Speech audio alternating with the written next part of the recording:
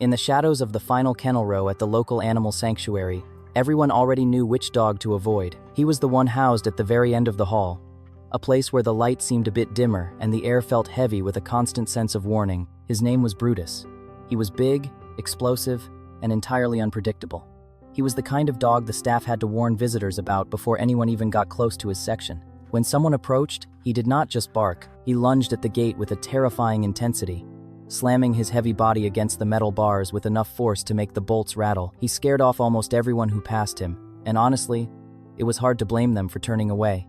By that point, Brutus was already running out of chances. In the world of animal rescue, a dog who cannot be handled safely is a dog with a very short timeline. And then, a little girl named Elara stopped in front of his kennel. She did not stop because he looked friendly or because he was wagging his tail. She did not stop because anyone told her to. She stopped because while everyone else saw a dangerous animal with no future, she saw something else entirely, something that made her stay exactly where she was. What happened next was so strange and so outside the norm of the shelter's daily operations that the staff members went back to the security footage just to make sure they had really seen it correctly. They watched the video because the dog who barked at everyone else simply did not bark at her. And over the days and weeks that followed, that impossible difference started becoming the one thing that might actually save his life. Elara would walk up and whisper softly, saying, "Hey buddy, it is me, Elara. Hey, hi Brutus. You are okay." Brutus would respond with a low snort, a sound of recognition that he gave to no one else. Brutus had already changed the way the shelter worked long before Elara arrived. By the time she first saw him, the sanctuary had built part of its daily routine around managing his extreme reactions. His kennel had been moved to the far end of the row because visitors kept getting terrified when he exploded at the bars. Staff had warnings written in bright red ink all through his file. The notes spoke of unsafe approaches, barrier lunging, and how incredibly difficult he was to handle even for experienced professionals. He was not just a dog with a sad background. He had become one of the most serious last-chance cases the facility had ever seen. The security footage showed the same pattern repeating again and again like a broken record. A volunteer would walk by with a metal food cart, and Brutus would hurl himself forward in a frenzy of fur and noise. A staff member would slow down near the kennel to check his water, and his paws would crash high against the bars. Families would make it halfway down that hallway, hear the thunderous sound of his barking, and turn around before getting any closer. At one point, the leadership at the shelter had already started talking about whether he could even stay in adoption circulation. He was big, powerful, and his triggers seemed to be everywhere. For a place trying to help dogs find homes, having a dog that appeared to be a liability made him harder and harder to keep. The day Elara came in, none of that was supposed to change. It was just a standard youth visit day. This was the kind of event where children meet the calmer dogs, ask questions about animal care, and maybe leave drawings or donated toys they had collected. Most of the children crowded around the fluffy puppies and the friendlier older dogs who sat patiently for scratches. Elara did not follow the group. She noticed Brutus from a distance and got redirected by a staff member once, but then she quietly came back and stopped in front of his kennel again. At first, he reacted exactly the way everyone expected. He began barking and lunging, his teeth baring as he defended his small square of concrete. A staff member quickly moved toward her, calling out, "Whoa, honey, do not get that close. Give him some space, sweetie. Come on, back up." Elara remained calm and replied that he was okay. The staff member insisted, "I know, but we have to be safe. Step back." But Elara did not scream. She did not run, and she did not try to reach through the bars to touch him. She just stood there, looking small and quiet against the backdrop of the loud, echoing kennel. Then, something shifted. A staff member whispered, "Did he just stop?" Another replied, "Yeah, I have never seen him this still." She was looking at him without pushing for anything, without demanding his attention or trying to bribe him with treats. And then something happened that no one at the shelter had seen before. Brutus stepped back from the gate on his own and went completely still. Later that evening, Sarah, one of the senior staff members, pulled the camera clip because she honestly was not sure she believed what she had witnessed in the heat of the moment. She watched it again from the overhead angle, searching for a logical explanation. It was the same kennel, the same dog, and the same little girl. But instead of another violent explosion at the barrier, there was this strange, heavy pause. It was as if something inside Brutus had interrupted the cycle of fear and aggression for just a second. Elara asked if she could come back the next day. The shelter leadership only agreed because Sarah promised to keep it strictly controlled. No one was going to trust a dog labeled as dangerous after just one unusual moment. But when Elara returned, the same miracles started happening again. On the first few attempts of the second visit, Brutus began to rev up. Sarah warned her, Easy, Brutus. Easy. He is charging again. Back up. We cannot even get a leash on him safely right now. Let us step out and give him space. Sarah made a note to save that clip too, knowing the behavior team would want to analyze the interaction. Brutus barked when he first saw Elara that afternoon, but the energy burned out much faster than usual. Instead of an hour of frantic pacing, he settled in minutes. He stayed near the front of the kennel. He watched her with an intensity that was curious rather than combative. He did not keep throwing himself into the gate the way he usually did when humans were present. So, a routine started. Elara would come after school with one of her parents, and Sarah would supervise the visits from a safe distance. Some days, Elara just stood by the kennel and read a book aloud. Some days, she sat on the floor outside the barrier and drew pictures. She did not force any contact. She did not wave treats at him like he was a circus animal. She did not try to rush some dramatic, cinematic breakthrough. She just showed up the same way, with the same calm energy, every single time. This is a vital lesson in animal behavior and human empathy. Brutus was likely suffering from what experts call hypervigilance. When a dog has been through enough trauma, their brain stays in a state of constant fight or flight. They stop seeing individuals and start seeing threats. By being consistent and undemanding, Elara was teaching Brutus that he did not have to defend himself against her. She was providing him with the one thing he had lacked for years: predictability. Despite this progress, Brutus still exploded at carts rolling down the hallway. He still reacted badly when unfamiliar adults slowed near his kennel. He still snapped into that hard, over-alert state when handlers got too direct with him. He was still a dog with deep scars. But once Elara appeared, his body language started changing in ways the staff could no longer ignore. His barking stopped sooner. His pacing shortened. He started coming to the front of the kennel before she even fully reached his row, almost as if he had learned the specific sound of her footsteps or the rhythm of her routine. Sarah pulled older footage to compare the two versions of the dog. There was absolutely nothing like this with anyone else. Not with the most experienced staff, not with the kindest volunteers, not even for a fleeting moment. On some days, Brutus would be in full kennel chaos 10 minutes before Elara arrived. Then he would settle by the barrier the moment she sat down outside.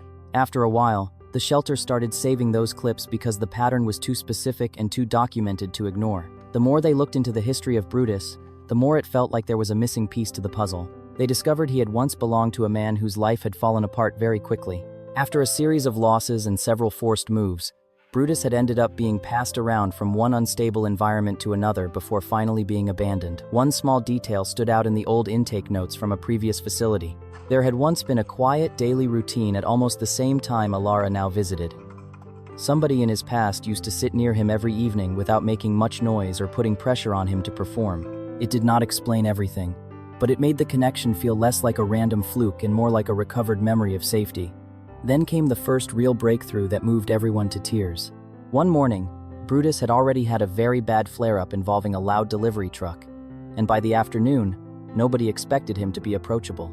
But when Elara sat down outside the kennel, he did not just stop barking. He walked to the front, lowered his large head, and lay down right there. No lunging, no slamming the bars, no frantic pacing.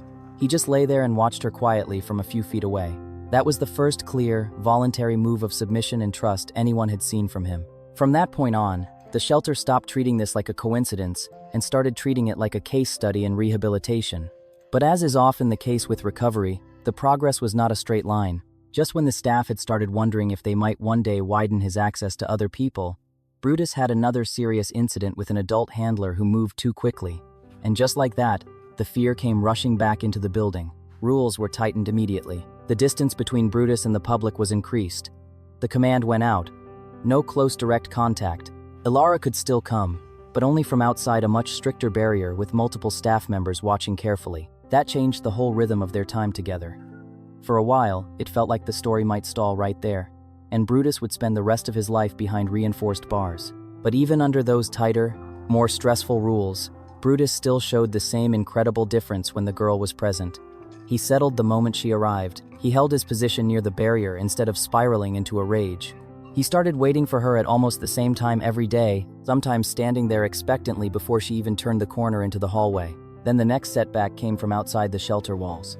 Elara's parents, Martha and David, were told more clearly by the sanctuary directors just how dangerous Brutus still was to the general public. Fearing for their daughter's safety and future, they decided she needed a break from the visits.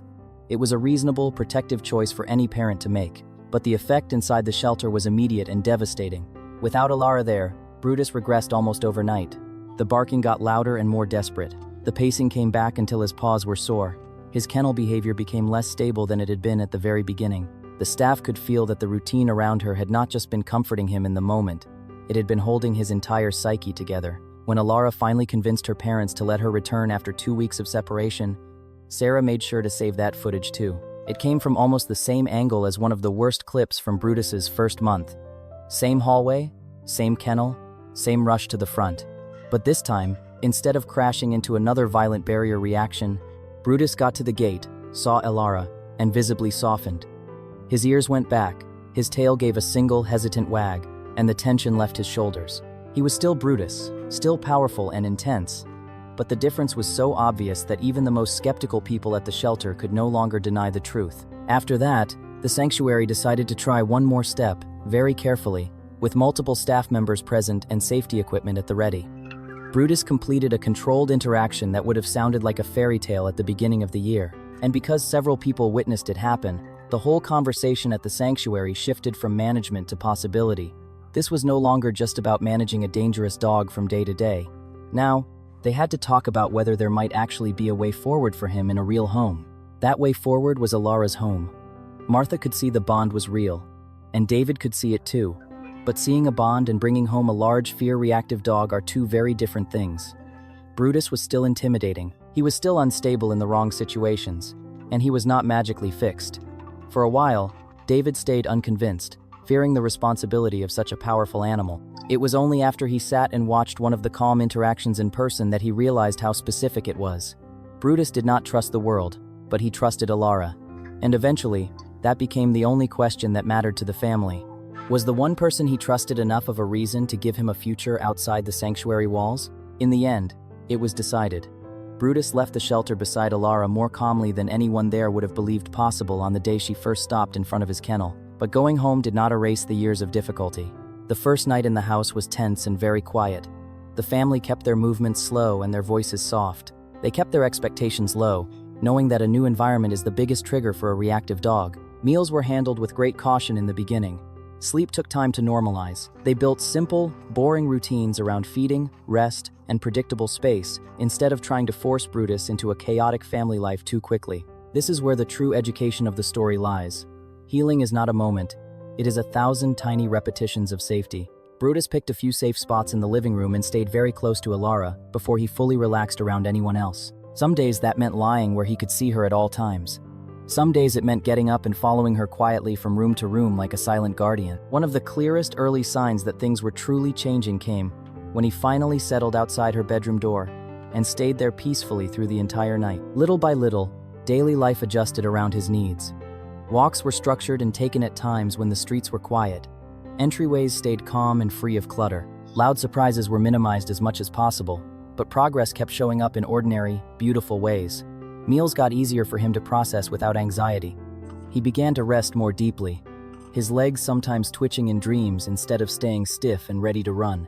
The sudden fear spikes around sudden movement started fading away, and most importantly, when something startled Brutus at home, he began looking for Elara for guidance instead of reacting with his teeth the way he had in the shelter. That was also how the bond became visible to the rest of the family. He waited for her, he settled near her, and he checked where she was before he allowed himself to fully relax. He was still a big, powerful dog, but he no longer moved through life like something trapped and braced for impact. Elara changed too, though perhaps more quietly. She became more expressive at home and more confident in small, everyday moments. There was something deeply steadying for her about being the center of safety for a dog that everyone else had once been afraid of. And that is truly what this story became. It was not one dramatic miracle or a single perfect turning point. It was the story of a last-chance dog and a quiet little girl who refused to look away. It was a routine built one visit at a time, surviving setbacks, distance, and the fear of the unknown. It was a new life made out of repeated, ordinary proof that love and patience can rewire even the most broken spirit. Brutus did not become safe because the world suddenly got easier or because his past disappeared. He became safe because, little by little, Elara became the place where he no longer felt like he had to fight for his life. In the silence of their home, the dog who once rattled the bars of a cage finally found the strength to simply lay down and rest.